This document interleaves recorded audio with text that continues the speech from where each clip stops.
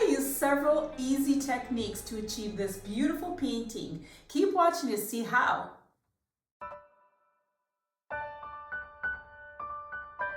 Hi everybody, welcome to my channel. My name is Soraya. Today I'm going to be showing you how I created this beautiful painting. I love it, and so do the new owners. It's a commission piece.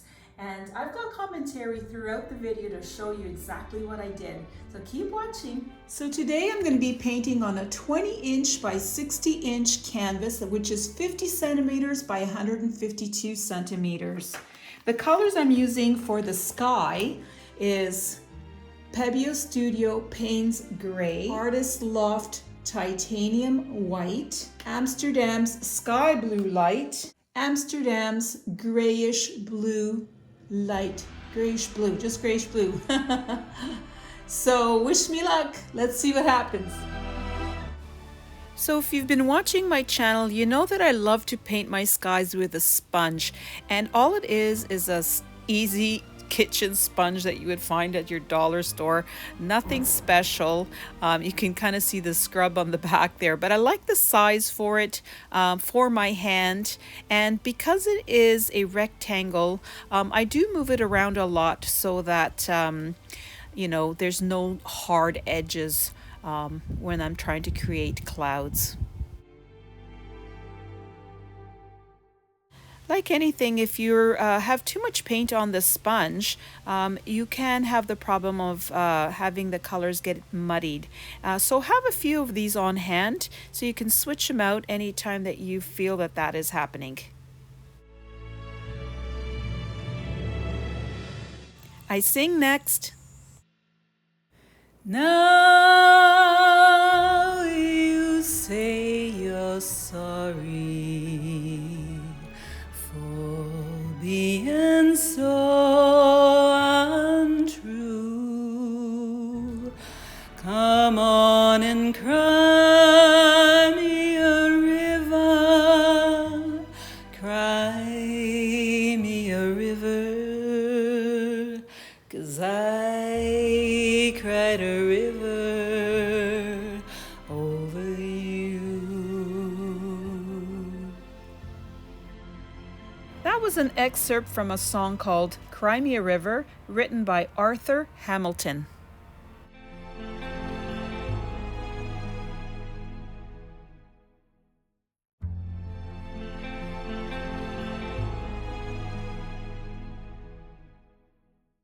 Okay, so for the cliffs that I want to put here, I mixed up Payne's Gray, which is again always 2 parts Floetrol and 1 part paint. And I probably have too much here, but it's fine because I'm going to use it for a part of the water. And then the Artist Loft Titanium White. And then this orange, which is really a combination of 2 colors. It is a combination of the Amsterdam Azo, just Azo Orange, and this no-name $2 acrylic red. I wanted the orange to be a little bit more red than orange, and that's why I mixed it up. And again, the colors were mixed with 2 parts Floetrol and 1 part paint. And that's it. That's all I've done. So I'm going to be putting a cliff along here, all the way across, I think. I decided to start pouring with the dark blue color first because the other colors would have a nice base to mix with.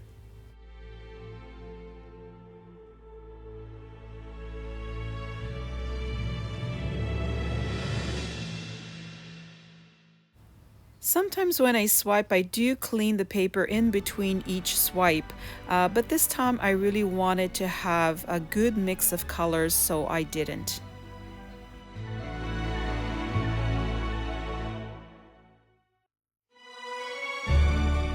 Okay, and so for the water, I'm using a Payne's Gray, the Artist Loft Titanium White, and the Amsterdam Grayish Blue.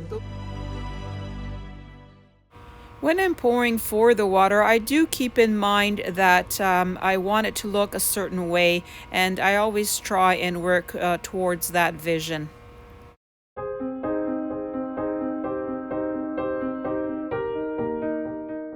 I've had this hairdryer for a very long time and I do love the way it performs. And I also have a link for it in my description area if you want more information. Remember to keep your setting on low and on cool. You do not want to heat up the paint.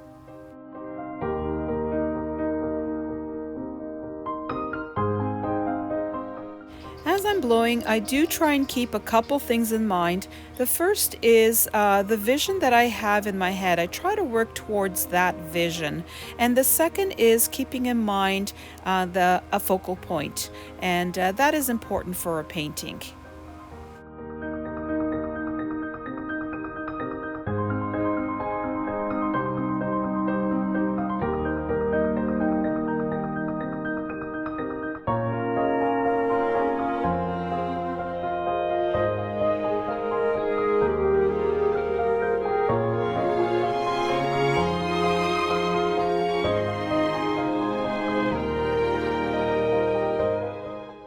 Okay, and here it is from my side. I am loving what I'm seeing.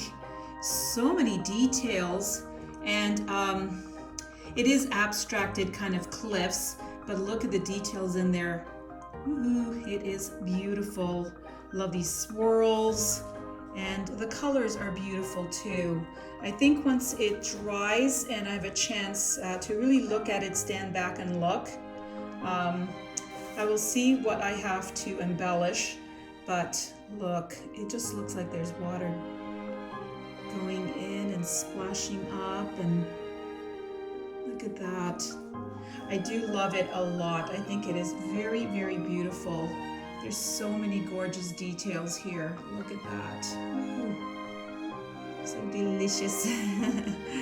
So I will let this dry, and that'll take 2 or 3 days, hopefully just 2. And then I'll start working on it. And so I'll see you back here in just 1 second.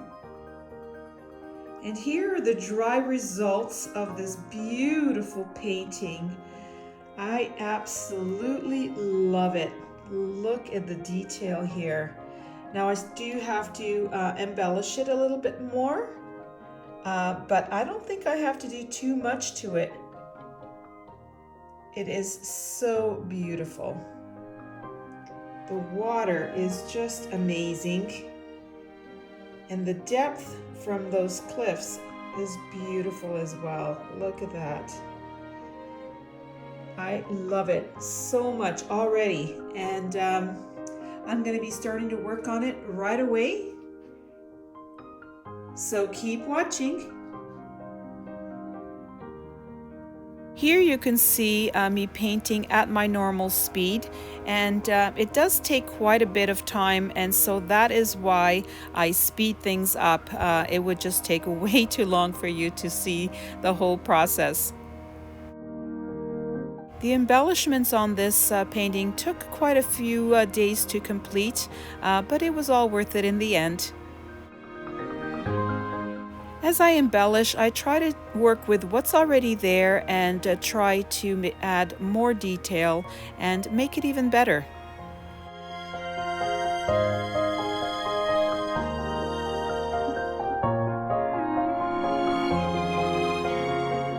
I used a very light touch to add all of these splashes and movement in the painting.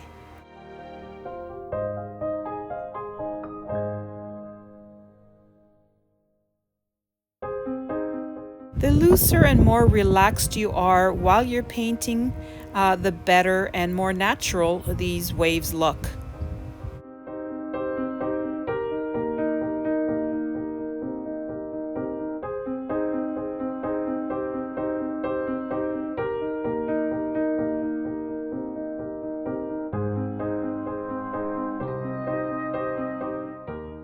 Even though I am trying to make the water as realistic as possible, I still want the painting to be semi-abstract. I don't want it to be realistic, so the cliffs aren't perfect and even the water is not perfect.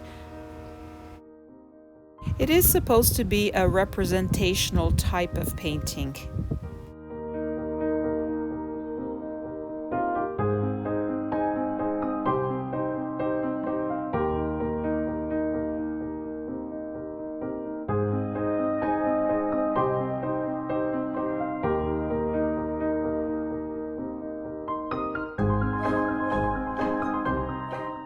These details add so much interest. It really draws you in, and that's what you want. You want the overall look to be beautiful, but you also want to draw the person in so you can really see what's happening up close.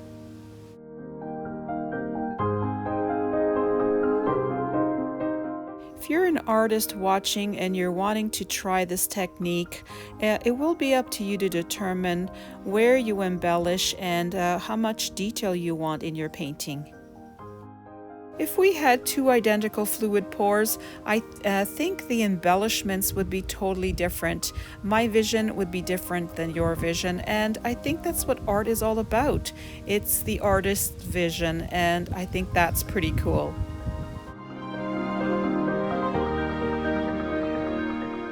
This area in the painting seems to be a lot lighter than the other areas, and so I thought it was a natural focal point and a good place to put a beautiful waterfall.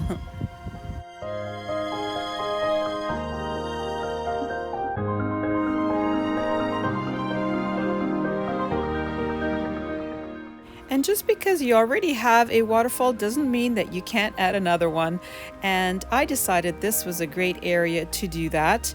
And also to add even more interest. Again, goes back to that adding interest and drawing that viewer in.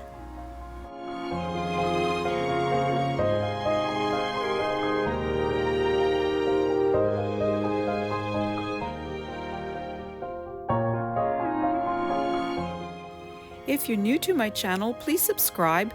Don't forget to hit the notification bell and give this video a thumbs up.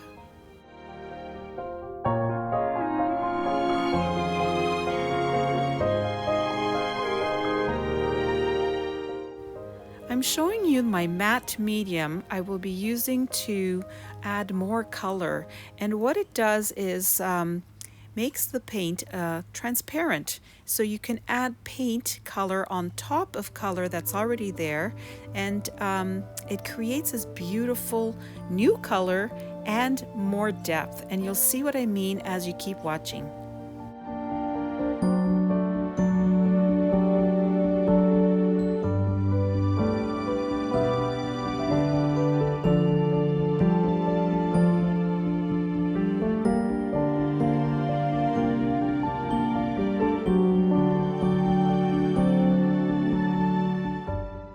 Adding these extra colors with the matte medium is kind of that special ingredient that you don't know you need it until you see it, and then it's like, wow, this was what was missing.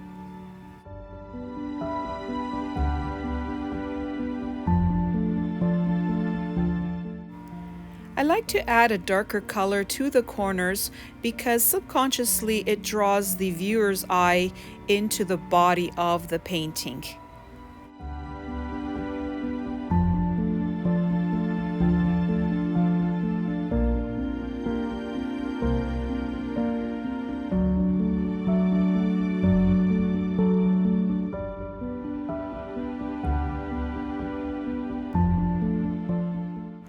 I have up-close images coming up at the end of the video, so keep watching.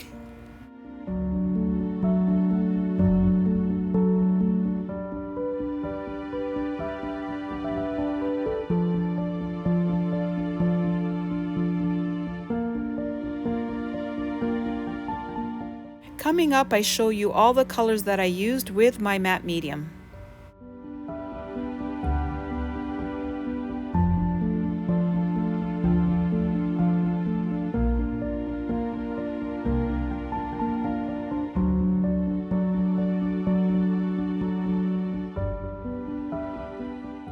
I'm adding the final details to the sky to emphasize the focal point, which is the waterfalls.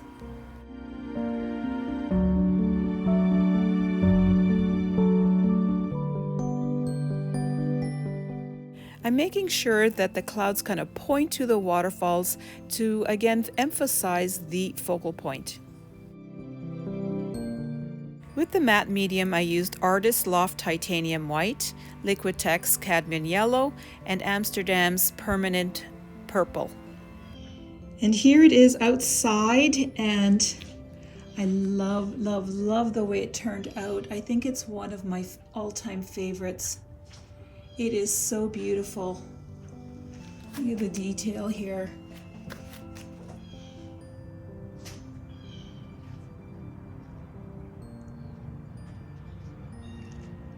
So this is a commission, and I hope they love it as much as I do.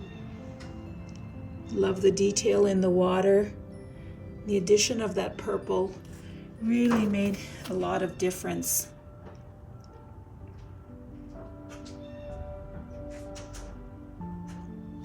Click on the link you see now to see more of my enhanced pours. I have named this painting The Rock.